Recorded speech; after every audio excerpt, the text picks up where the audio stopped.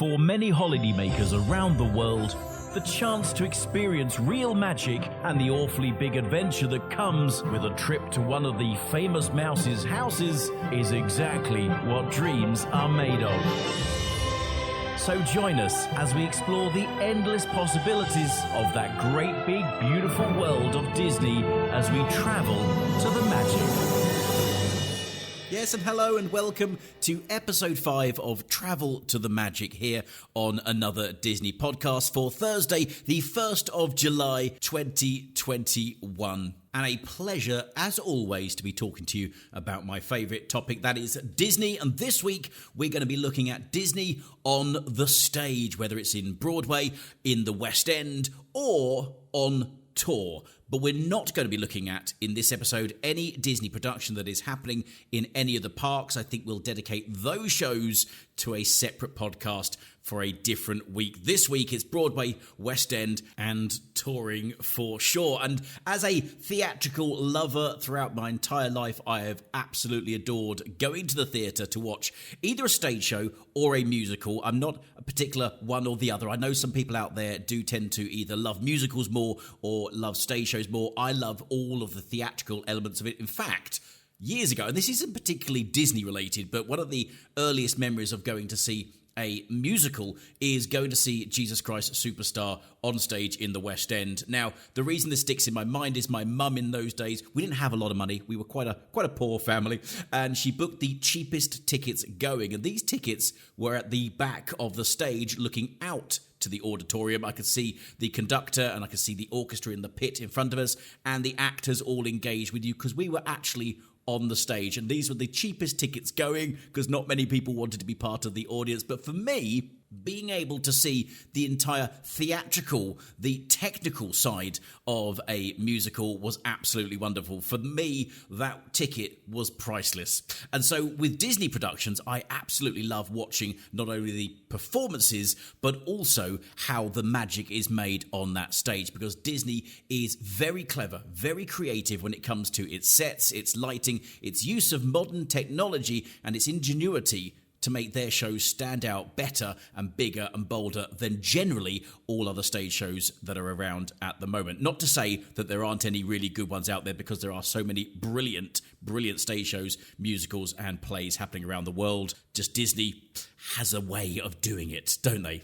Absolutely. So let's do a bit of a history lesson first of all. Where did Disney on Broadway, West End and on tour all begin? Well, cast your minds back, if you are old enough, to the early 1990s, and a long-time Disney entertainment veteran named Ron Logan had the idea to put Disney products on the stage, primarily at the beginning for Broadway. But of course, that has expanded over the last couple of decades to take in the West End in London, which has had huge success, and of course, varying touring productions around the globe as well, and of course, a number of on-ice productions that take place in destinations around the globe too. But the Walt Disney Theatrical Productions Limited Company, also known as Walt Disney Theatrical, became a stage play and music production arm of the Walt Disney Company in 1994, when it first kicked off its first preview show in New York City on March the 9th, 1994, of Beauty and the Beast, opening at Palace Theatre. And it was the first musical to ever be adapted to Broadway by Disney, based of course on the 1991 animated classic movie, and a newly created book by Linda Wolverton, who in her own right was quite well known on the Broadway circuit at that time. And it featured music and lyrics by another Disney legend, Alan Menken, who a lot of people will have heard that name before because he's associated with quite a number of critically acclaimed Disney classic hits, and he was assisted in the writing and scoring of Beauty and the Beast on Broadway by Howard Ashman and Sir Tim Rice, who in himself is a legendary lyricist and author, of course best known for his collaborations with Sir Andrew Lloyd Webber on shows like Evita and Joseph and the Technicoloured Dreamcoat, which I absolutely love that production. Again, I saw that probably when I was about 10 on stage. That made me fall in love with musicals for sure. But back to Beauty and the Beast, and it was CEO Michael Eisner at the time who had watched Paige O'Hara, who was the voice of Belle, and Jerry Orbach, who was the voice of Lumiere, performing a musical highlights show from the animated Beauty and the Beast as part of an awards presentation in New York City. And between him and Ron Logan, that Disney entertainer, they came up with the concept of putting Disney on Broadway, although it was considered to be a non-easy task to do. But director Robert Jess Roth and choreographer Matt West pulled the whole thing together absolutely amazingly, and it was a huge success. In fact, it ran on Broadway for a total of 5,464 regular performances between 1994 and 2007. It moved theatres. In 1999, it went to the Luntfontein Theatre in order to make room for a new production called Aida, which was coming to the Palace from Disney. We'll talk about that a little bit more in time. But it carried on then on Broadway through until 2007. Those near 6,000 performances, making it Broadway's sixth longest running ever production. And so it's gone on from strength to strength around the globe, appearing in Australia, in Canada, in Spain, in Russia, and very shortly, Disney will be proudly inviting you to be our guest at this enchanted musical, because it's returning to the stages of the UK for the latter half of 2021, early 2022, and it will be a spectacular reimagined version of a show that appeared some 26 years ago now, if my maths is correct, on Broadway, using, of course, the latest theatrical innovations to tell that beloved tale as old as time story live on stage like never before for you. And if you'd like to go and see the Beauty and the Beast UK tour, there are currently 4 dates available at the Bristol Hippodrome, the Liverpool Empire, the Edinburgh Playhouse, and the Wales Millennium Centre. If you happen to be in the UK and you want to go, or if you're travelling over to the UK from September onwards, then drop us a message via our website, flymickey.com, and we'll be more than happy to help sort out tickets and hotels and all those other little bits and pieces to help make a magical event happen for you to watch an original Disney production in the UK, reimagined for a brand new audience. It's going to be absolutely amazing.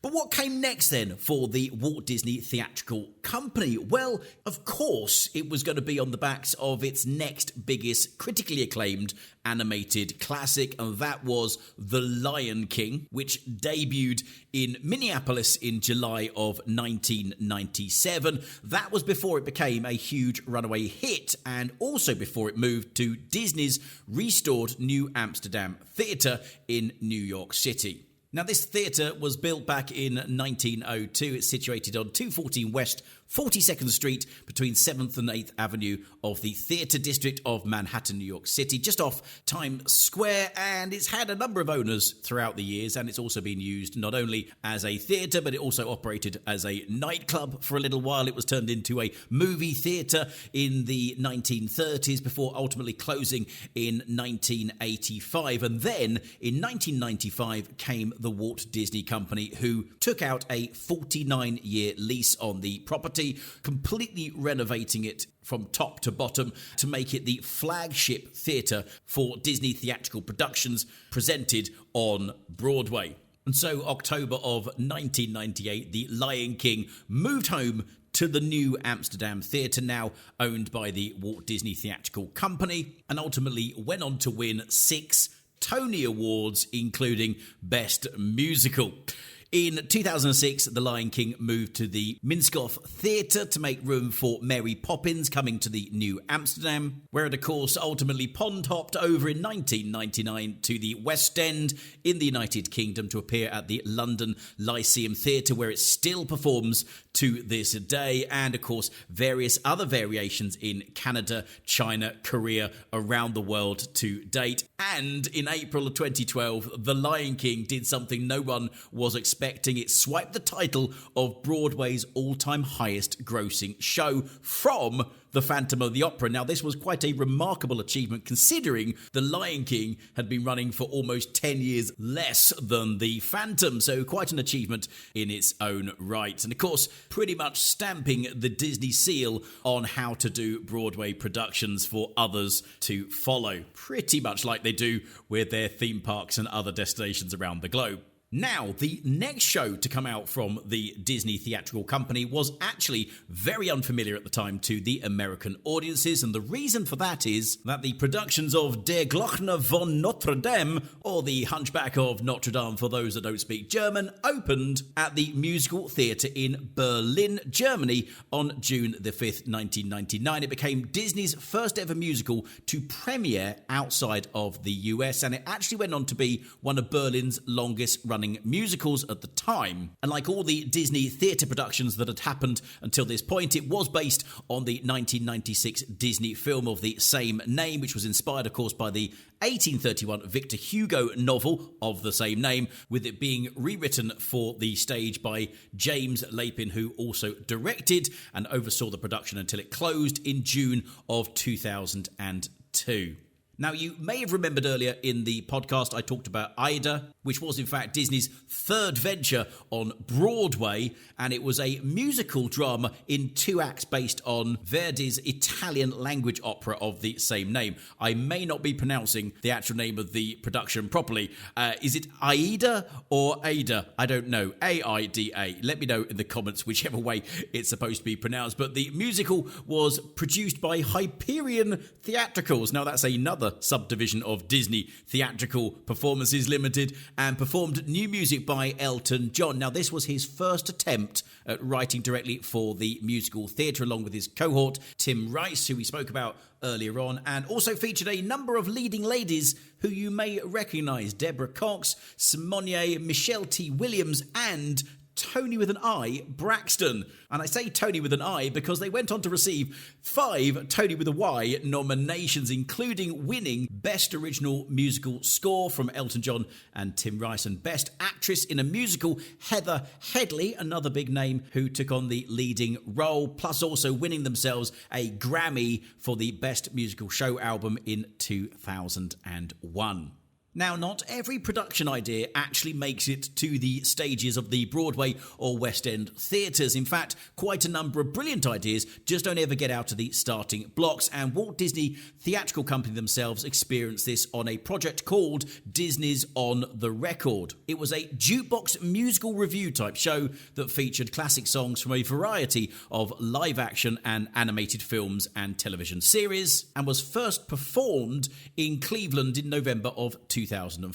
But when they took it to the Broadway workshops, this is the time for them to develop the book, look at how it could be transposed onto a much larger stage. The idea clearly didn't work, and therefore it never made it to the big time. Unlike Tarzan, that actually made it to Broadway on May the 10th in 2006, but it had one of the shortest runs of any Disney production on a main stage, just running for a short 486 performances, including 35 preview shows, before ultimately closing on July the 8th of 2007. This was due, apparently, to poor reviews and ticket sales, despite the fact it featured the hits from Phil Collins that everyone had loved from the movie. But not all was lost for the Walt Disney Theatrical Company, because their next production was going to be a smash hit, and still is today. We're talking about Cameron Mackintosh's stage adaptation of Mary Poppins that had its world premiere at the Bristol Hippodrome in the United Kingdom. In fact, to this day, it is the only Disney production to premiere on the West End. It started its previews in September of 2004, ultimately running all the way through until 2008, before then going on tour. Broadway actually didn't open until 2 years later, November of 2006, at the New Amsterdam Theatre, the home of the Walt Disney Theatrical Productions Company. 2,619 performances later, it closed down in 2013 before heading out on its very own North American tour. And of course, we've seen various adaptations of Mary Poppins popping up all over the world. An Australian production opened at the Melbourne Her Majesty's Theatre in 2010, a Mexican production opening at the Centro Cultural Telmex Theatre in 2012, and an Icelandic production also in 2013 at the Reykjavik City Theatre, and it was the most expensive and most difficult but yet successful show that had ever been produced in Iceland. Now, in 2018, it was announced that Mary Poppins would be receiving a West End revival in late 2019, following the closure of another production that we will be talking about in a moment or two. But due to this little ongoing pandemic around the world, it's been put on hold, but she'll be flying back into the West End on the 7th of August at the Prince Edward Theatre in London, where we'll all be able to watch our favourite nanny return in that multi-award-winning musical, which just has the most amazing, dazzling choreography, most incredible effects, and there are some very unforgettable songs in there as well. You could say it's a bit of a supercalifragilisticexpialidocious event to go to. And like I've mentioned before, flymickey.com for your show and stay packages. I love a bit of shameless self-promotion. But on to our next Disney production, and Little Mermaid began its life on Broadway in 2007 with some previews before opening fully to the public in January of 2008 at the Luftfontein Theatre. Now, it ran for a short period of time, slightly longer than Tarzan, at 685 regular performances and 50 previews, closing its doors on Broadway on August the 30th, 2009. But before it did get nominated for 2 Tony Awards, the Best Original Score and Best Lighting Design of a Musical, but it didn't win either of those. But the next musical on our list became a bit of a cult fan favourite, and that's Newsies the Musical, which was originally a 1992 Disney musical drama starring Christian Bale, David Moscow and Bill Pullman, and it debuted at the Paper Mill Playhouse in Milburn, New Jersey in September of 2011, and it's based on real events that happened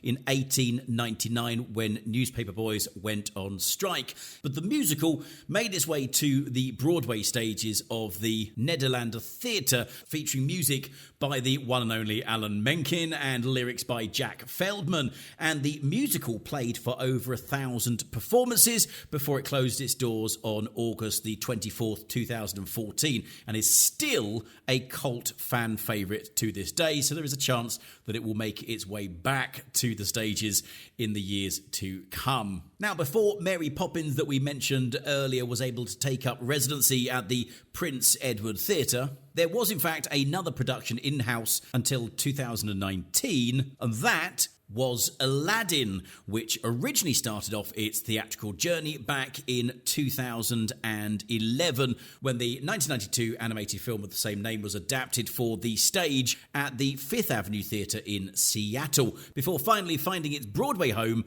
at the New Amsterdam Theatre from 2014 and its West End home from 2016 until 2019 when Mary Poppins took over. But the Broadway version is due to hit the stages again from September the 28th this year. If you want to go and see that, definitely worth grabbing your tickets before they're all sold out. Now, this year, there is a world premiere of an exciting new stage musical that will take you to the world of magic and fantasy of a Disney classic movie. We're, of course, talking about the touring production of Bedknobs and Broomsticks, and although it is not premiering on the West End, it would, in theory, be the second Disney musical to make its world premiere in the United Kingdom. And, of course, it's going to have all those wonderful original songs by the legendary Sherman Brothers, and some new music and lyrics by Neil Bartram, and a book by Brian Hill that will tell the classic story of those 3 orphaned Rawlings children who are evacuated from wartime London to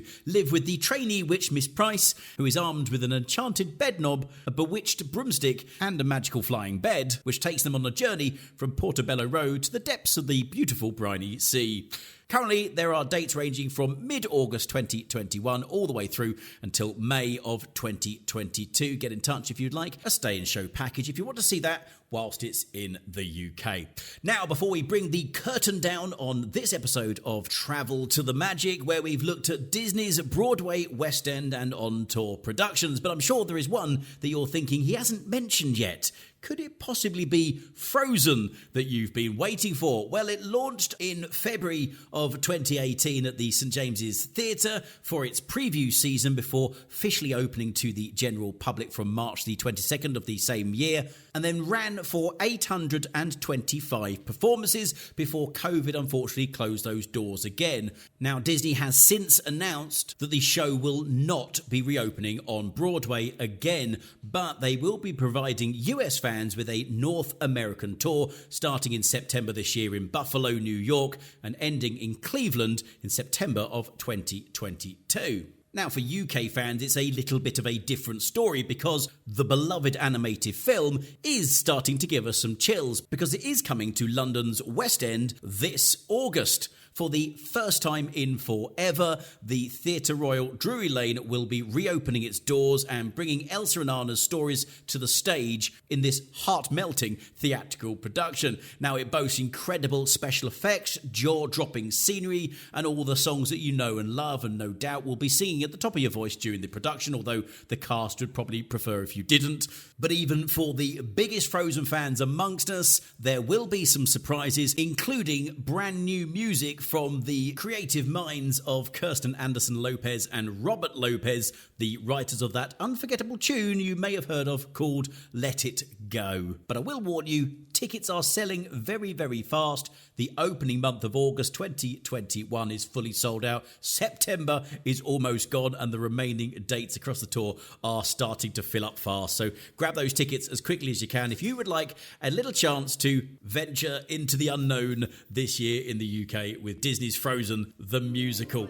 And that brings us to the end of this week's episode of Travel to the Magic. Thank you very much for joining me while we talked all about Disney through the decades on the stages of Broadway, West End, and on tour. Hopefully you've enjoyed what we've been talking about today, and if you have any suggestions for future episodes of Travel to the Magic, just drop us a message via Another Disney Podcast. And until then, do you want to build another snowman? All right then, have a magical day.